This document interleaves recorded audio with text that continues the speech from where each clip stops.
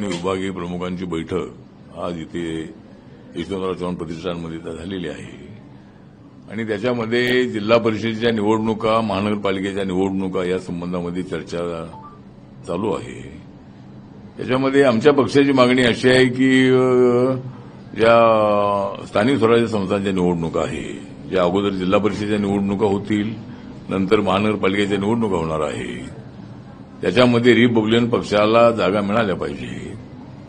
पण आमची सूचना अशी आहे की ज्या पद्धतीनं आपली महायुती आहे, त्या महायुतीमध्ये बीजेपी हा प्रमुख पक्ष आहे, त्यानंतर एकनाथ शिंदे साहेबांची शिवसेना आहे, अजितदादा पवार साहेबांची राष्ट्रवादी काँग्रेस पार्टी आहे, आमचा रिपब्लिकन पक्ष आहे आणि इतरही काही आपले मित्र पक्ष आहे।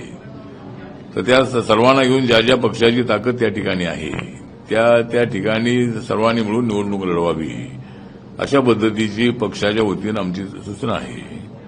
आणि माननीय देवेंद्र फडणवीस हे राज्याचे मुख्यमंत्री आहेत, ते राज्याचे प्रमुख आहेत आणि सर्व या पक्षांना एकत्रित घेऊन निवडणुका लढवाव्यात, अशा पद्धतीची आपली सूचना आहे।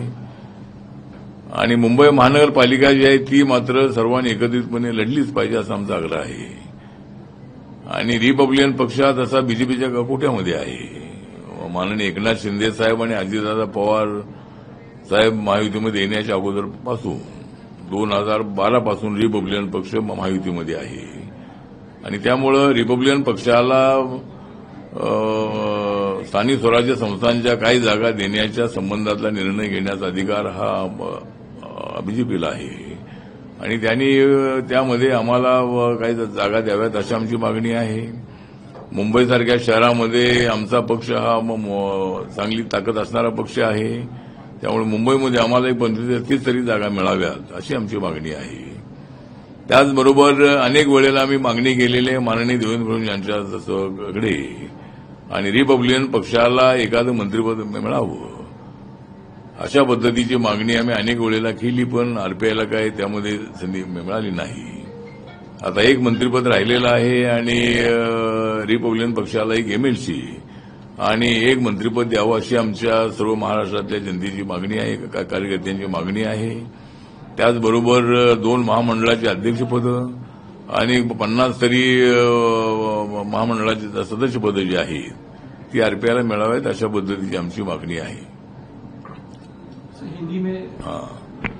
तो रिपब्लिकन पार्टी ऑफ इंडिया की राज्य कमेटी की बैठक आज यहाँ यशवंतराव चव्हाण प्रतिष्ठान में हो गई और उसमें हमने निर्णय लिया है कि स्थानिक स्वराज्य संस्था का जो चुनाव है, ये चुनाव महायुति के माध्यम से जो हमारी सभी पार्टी है, बीजेपी है, शिवसेना है, एनसीपी है, आरपीआई है और भी दल अपने साथ है, उनको सबको साथ में लेकर चुनाव एकत्रित लड़ना चाहिए।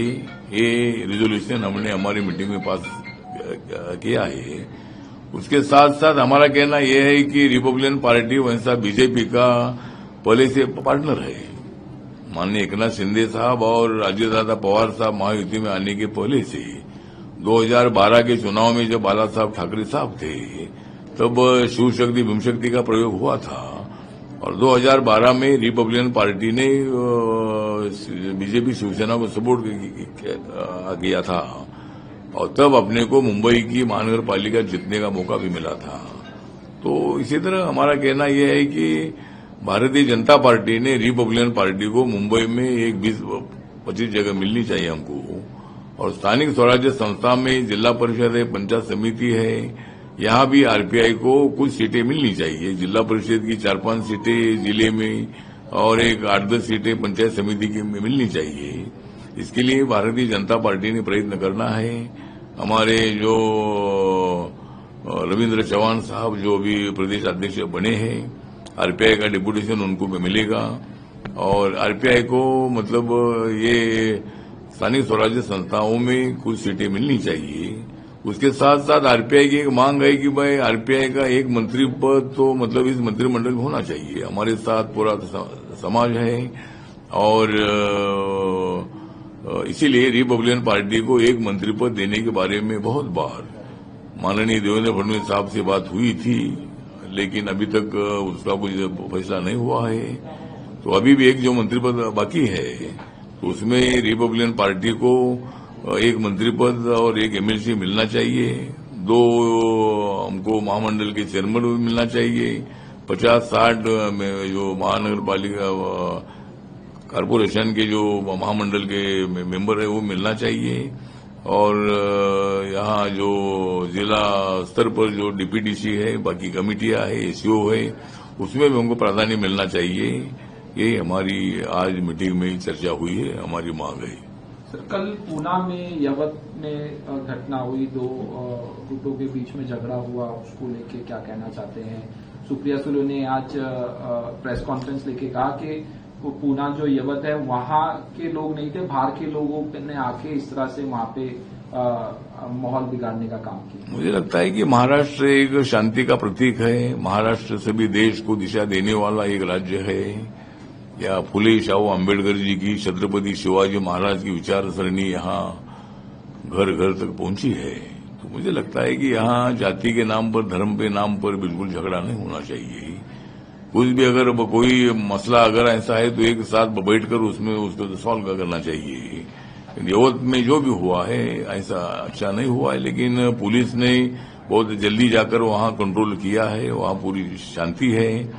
लेकिन 2 समुदायों में इसी तरह का झगड़ा होना बिल्कुल ठीक नहीं है, और इसीलिए सभी लोगों को मेरा निवेदन है कि यवत के लोगों को कि आपने शांति रखनी चाहिए, और कोई विवाद किसने कोई मतलब व्हाट्सएप पर कोई मैसेज भेजा होगा, क्या किया होगा, उसको तो पुलिस ने अरेस्ट किया है, लेकिन वहां शांति रहनी चाहिए, ऐसा मेरा कहना है। सर, मालेगांव ब्लास्ट केस में जब सभी आरोपियों को बरी कर दिया गया, उसके बाद अलग अलग बातें आ रही है। जो पुलिस ऑफिसर थे उनका कहना है कि आरएसएस प्रमुख का नाम लेने को कहा गया था, उनको प्लान करो। साध्वी प्रज्ञा सिंह का भी बयान आया कि प्रधानमंत्री नरेंद्र मोदी के बारे में कहा गया था कि उनके ऊपर आरोप लगाए जाएं, योगी आदित्यनाथ को लेके उनके ऊपर। इस तरह से ये सब बातें सामने आ रही हैं, क्या कहना चाहते हैं? और कांग्रेस की तरफ से भी कुछ बातें आई हैं क्या? मुझे लगता है कि जिस तरह मालेगांव का बॉम्ब ब्लास्ट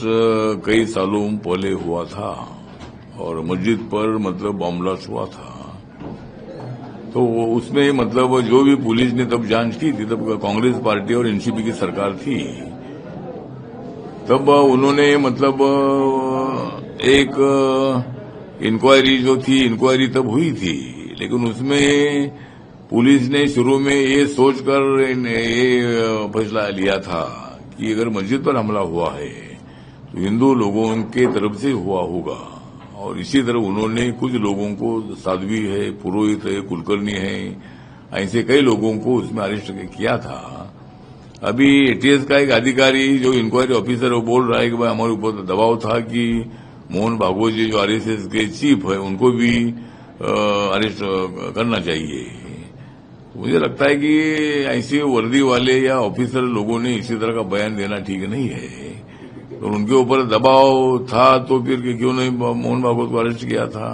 अभी आप बोल रहे हैं कि भाई हमारे ऊपर दबाव था, और जिन लोगों को आपने पकड़ा था तो उनको एविडेंस के साथ उनको पकड़ने की आवश्यकता थी। अभी कोर्ट में जब हियरिंग हुआ तो उसमें एविडेंस देने में मतलब जिन लोगों ने उनको पकड़ा था वो उनके सफल नहीं हुए, इसलिए जज ने जो आरोपी थे उनको रिहा किया है। तो मुझे लगता है कि जो भी कोर्ट का निर्णय तो है, इसमें कोई सरकार का दबाव का बिल्कुल विषय नहीं है। कोर्ट सरकार का बिल्कुल नहीं सुनता है। बहुत सारे निर्णय सरकार के विरोध में देने का काम आज तक कोर्ट के माध्यम से हुआ है। तो मुझे लगता है कि लेकिन इस पर भी ध्यान देना चाहिए कि भाई ये तो सभी आरोपी बरी हुए हैं, लेकिन बॉम्ब ब्लास्ट किसने किया था इसकी भी जांच होनी चाहिए। अगर इन लोगों ने नहीं किया था तो और किसने किया था? या बाहर के लोग उसमें आए थे या पाकिस्तान के कुछ आतंकवादी उसमें थे कि भाई यहाँ हिंदू मुसलमानों का झगड़ा लगाने के लिए पाकिस्तान ने बार बार कोशिश भी की है। लेकिन यहाँ मैं दावे से और गर्व से कहना चाहता हूँ या हिंदू और मुसलमान में बिल्कुल दरार नहीं है। और बाबरी मस्जिद जब गिरी थी 1992 में, तब मुंबई में मतलब राइट्स हुए थे। लेकिन 92 के बाद बहुत सारे मुस्लिम समाज के कुछ लड़के आतंकवादी एक्टिविटीज में गए और यहाँ अनेक बॉम्ब ब्लास्ट इंडिया में मुंबई में हुए थे, लेकिन मुंबई में एक भी मुसलमान के घर पर किसी ने पत्थर नहीं मारा है। मतलब हिंदू मुस्लिम में बिल्कुल ऐसा नहीं हुआ है। इसलिए अब कोई डरने की बात नहीं है। देश सबका है, हिंदू मुसलमान का है, दलित का है और सभी जाति धर्म के लोगों का देश है। तो मुझे लगता है कि इस पर हम सब लोगों ने ध्यान से भारत का संविधान सामने रखकर हम लोगों ने सर्वधर्म समभाव की भूमिका रखकर आगे बढ़ना चाहिए, ना कि किसी पर अन्याय ना हो। इसके लिए भी प्रयत्न करने की आवश्यकता है। सर, सीरियल ट्रेन ब्लास्ट में सभी आरोपियों को बरी कर दिया जो ट्रेन के ब्लास्ट हुए थे। उसके बाद मुख्यमंत्री का बयान आया देवेंद्र फडणवीस का कि हम अपील में जाएंगे और एटीएस ने वो ऑर्डर के खिलाफ अपील की, अपील में गई हाई कोर्ट, सुप्रीम कोर्ट में। लेकिन जब मालेगांव ब्लास्ट केस हुआ तो इस तरह का बयान नहीं आया देवेंद्र फडणवीस का। देवेंद्र फडणवीस ने कहा कि हिंदू को आतंकवाद से ना जोड़ा जाए, इस तरह का बयान आया। आप किस तरह से देखते? नहीं, जो देवेंद्र जी ने बोला है वो बात सही है कि आतंकवाद को धर्म होता नहीं है। हिंदू आतंकवाद बोलना ठीक नहीं, मुस्लिम आतंकवाद बोलना ठीक नहीं है। तो मुझे लगता है कि आतंकवाद को धर्म होता नहीं है, लेकिन अभी उसमें क्या करना है, कौन सी केस के बारे में क्या कहाँ कोर्ट में जाना है, वो राज्य सरकार का अधिकार है। उसके बारे में नहीं कुछ बोल सकता हूँ। अभी राहुल गांधी का कल बयान आया कि हमारे पास इलेक्शन कमीशन के खिलाफ 100% प्रूफ है किस तरह से ये वोट की चोरी कर रहे हैं बीजेपी वाले। इस तरह से राहुल गांधी का बयान आया। मुझे लगता है कि राहुल गांधी बयान देने में अभी एक्सपर्ट बन गए हैं, लेकिन राजनीति में वो एक्सपर्ट नहीं है। राहुल गांधी जी हमारे अच्छे मित्र भी है, लेकिन बार बार इसी तरह का गलत अटैक करना ठीक नहीं है। और आपके पास कोई प्रूफ हो तो सुप्रीम कोर्ट में जाइए। आप सुप्रीम कोर्ट को बताइए कि भाई इलेक्शन कमीशन ने ये गलती की है। इलेक्शन कमीशन ने इतना ही किया है कि जो बर्थ सर्टिफिकेट है, ये जो नए लिस्ट में जिनका नाम डालना है उनको अपना बर्थ सर्टिफिकेट डालना चाहिए। तो उसमें हमारा भी नुकसान है। जो अपोजिशन वाले बोल रहे हैं कि भाई वो उनके लिए मतलब ऐसा हो रहा है, ऐसा बिल्कुल नहीं है। वोटर जो आएंगे तो वोटर दोनों को, उनको भी वोट देने वाले हो गए, लेकिन ज्यादा वोट देने वाले हमारे वोटर हो गए। इसीलिए मुझे लगता है कि राहुल गांधी जी को कोर्ट में जाना है तो कोर्ट में जाए, और यूनाइटेड नेशन में जाना है तो उधर भी हो जा सकते हैं। लेकिन राहुल गांधी के आरोप में तथ्य नहीं है। इलेक्शन कमीशन अपने नियमों के मुताबिक और अपने रूल के मुताबिक काम कर रही है, और इलेक्शन कमीशन को दाग लगाना ठीक नहीं है। सर, आखिरी सवाल, डोनाल्ड ट्रंप का बयान आया कि इकोनॉमी जो है, इंडिया की इकोनॉमी डेट इकोनॉमी है, इकोनॉमी बढ़ चुकी है। उसके बाद ये 25% का टैरिफ लगा और बाकी बातें आई। कांग्रेस की तरफ से भी सवाल उठाया गया कि प्रधानमंत्री क्यों नहीं डोनाल्ड ट्रंप से डरते हैं, कुछ बोल नहीं रहे हैं, इस तरह का। लगता है कि डोनाल्ड ट्रंप जी ने जरूर बोला है कि इंडिया की इकोनॉमी है डेड। डोनाल्ड ट्रंप ने जरूर बोला है कि इंडिया की इकोनॉमी है डेड, लेकिन मैं उनको बताना चाहता हूं कि भारत इकोनॉमी के नरेंद्र मोदी है हेड। तो मतलब इसकी इकोनॉमी हमारी अभी 4 नंबर पर आई है। ट्रंप जी ने देखना है कि भारत इकोनॉमी 10 नंबर पर थी, अभी 4 नंबर पर आई है, और 1 साल के अंदर हम 3 नंबर पर जा रहे हैं, और 2047 तक हम नंबर 1 पर आएंगे।